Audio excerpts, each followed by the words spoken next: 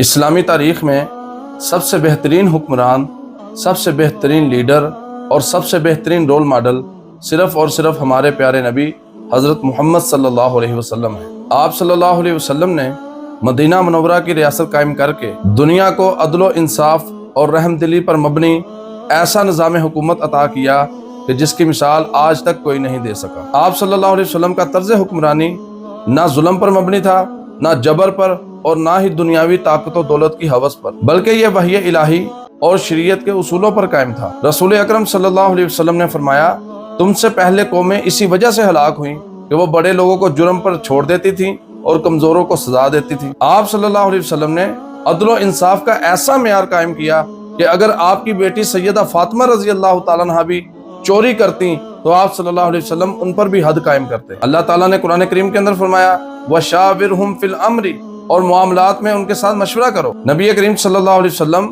اہم معاملات کے اندر صحابہ سے مشورہ کرتے اور ان کی رائے کو بہت اہمیت دیتے۔ آپ صلی اللہ علیہ وسلم نے بطور حکمران کبھی غرور نہیں کیا، نہ دولت جمع کی اور نہ ہی دنیاوی شان و شوکت کے پیچھے گئے۔ آپ صلی اللہ علیہ وسلم کا طرز زندگی عام انسانوں سے بھی زیادہ سادہ تھا۔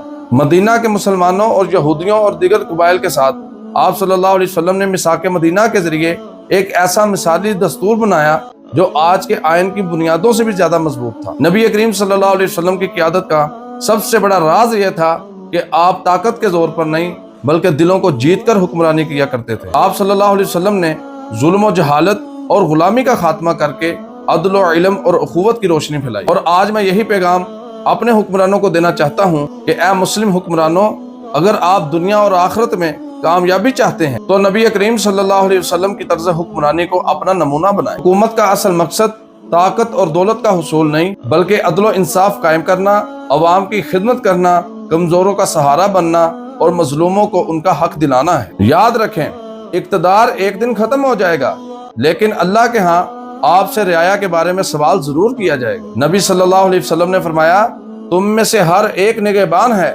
اور ہر ایک سے اس کی رعیت کے بارے میں سوال کیا جائے گا۔ اس لیے اپنی سیاست اور حکمرانی کو دنیاوی مفاد کی بجائے اللہ کی رضا، شریعت کی اطاعت اور عوام کی بھلائی کے لیے وقف کر دیجئے، یہی اصل کامیابی ہے۔